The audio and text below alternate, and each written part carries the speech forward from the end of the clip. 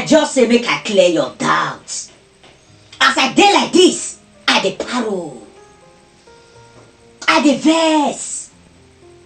How long can we continue suffering and smiling in our own country? We are just living life of hope. It go better, it go better, it go better. And this is not getting better. The price of goods keep rising every day, like Ijebu Garri. How can we pay for electricity?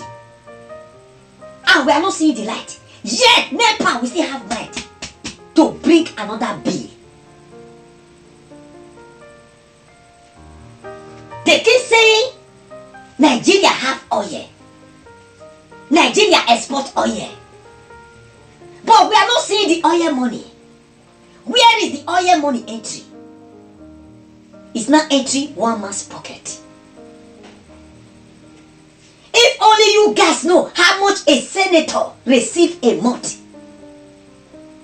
You receive monthly salary, city allowance, wardrobe allowance, health allowance, traveling allowance. Very soon, they will start receiving breathing allowance. After receiving all this allowance and salary, yet you are not satisfied with it. What still belongs to the masses, you still collect them.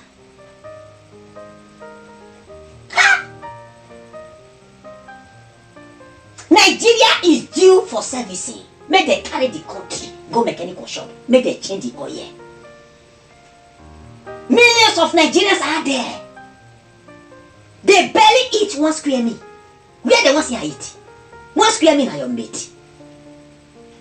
They just they patch to survive.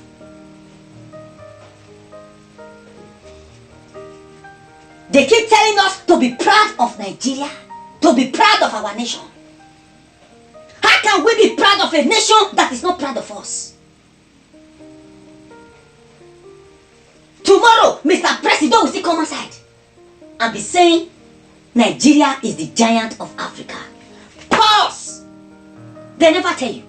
Nigeria is not the giant of Africa, but Nigerians are the giant of Africa.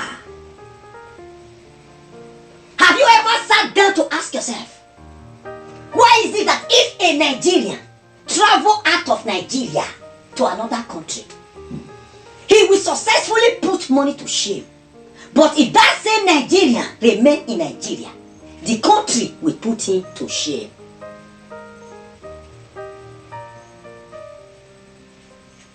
Our brothers, sisters, uncles, aunties keep excelling when they move out of Nigeria. But remain here. Country will change your destiny. If your dream is to become a doctor, the country will change your destiny. You will end up as native doctor, while some will end up as conductor. You think say clear? Pastor tell you open school. In case you fail to pay your tithe and offering on Sunday, on Monday you will pay school fees.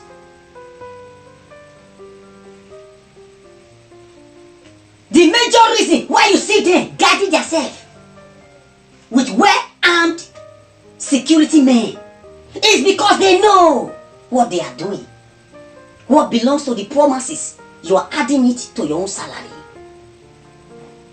We are living in a country where the government don't even have their citizens database. You want to talk about agriculture? It's on a zero level. Zero. What are we really producing in our nation? When you try as a citizen to set up establishment on your own, government will not support you, but they will bring cars just to make sure your business will not stand. Sometimes I ask myself, as Nigerian when I be, where did I gain from Una? They don't even know if I exist. I have been using my talent to fight for the love, peace, unity and progress we lost since 1960.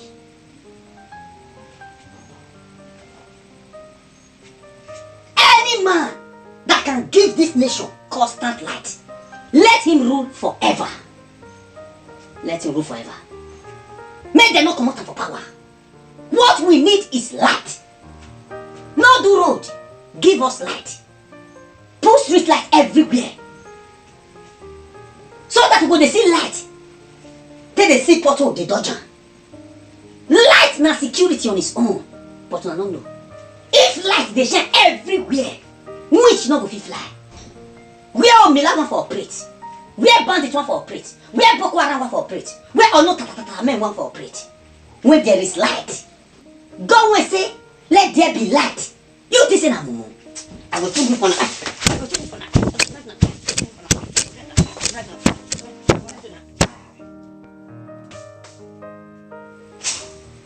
I go play to the eye.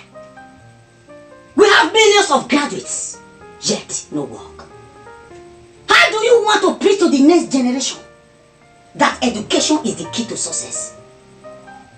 When we have so many youths around us who don't even have WAEC results, and they are multi-millionaires, driving GLK, driving Lexus, driving Benz.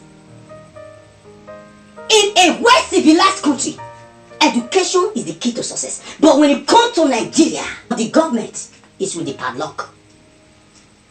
Just hear what this man said, Minister of Agriculture. He spoke my mind. Hear what this man talk. I want to play the video. Just hear him. Pay attentively to what he talk. He spoke my mind. How Nigeria take crumble down. Our money with dollar before, na equal. But today, dollar don't talk to either brother to our money. Listen what he talk.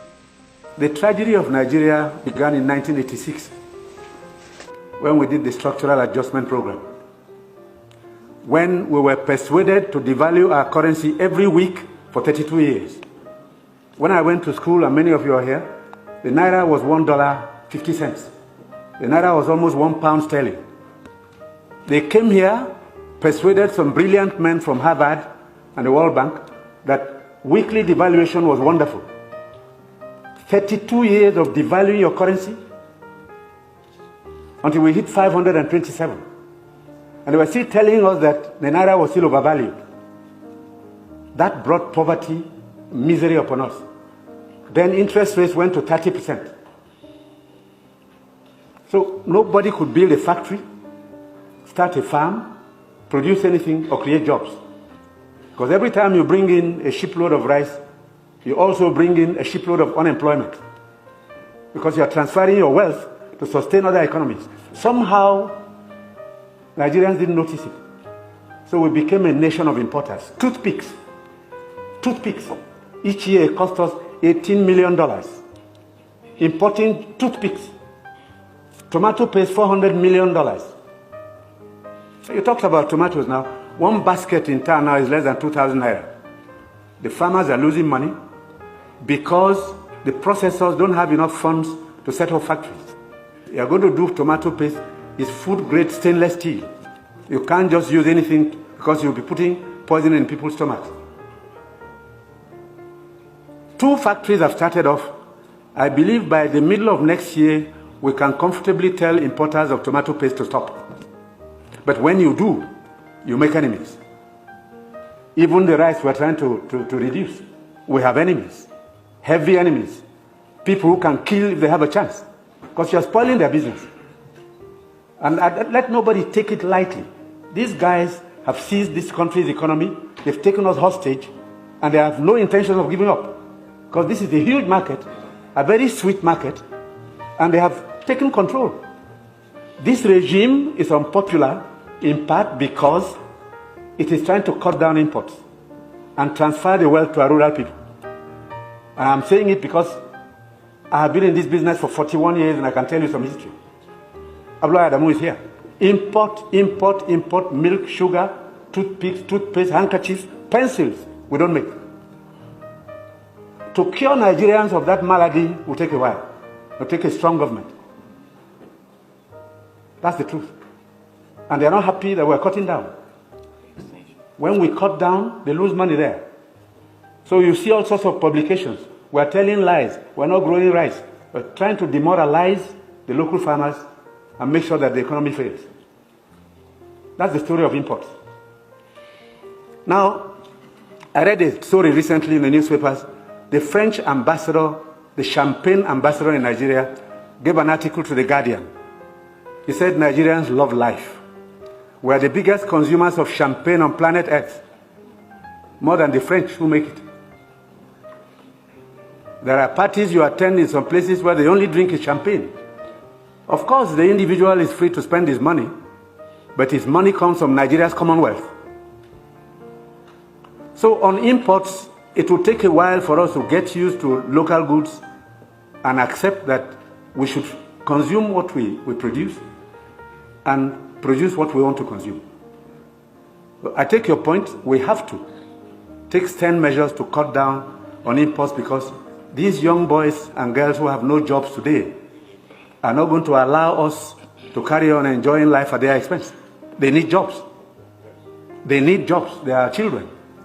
They've graduated, they've come back home to begin a second childhood because there's no factory to employ them. And the ministries can't take any more. But somebody is making sure you fail.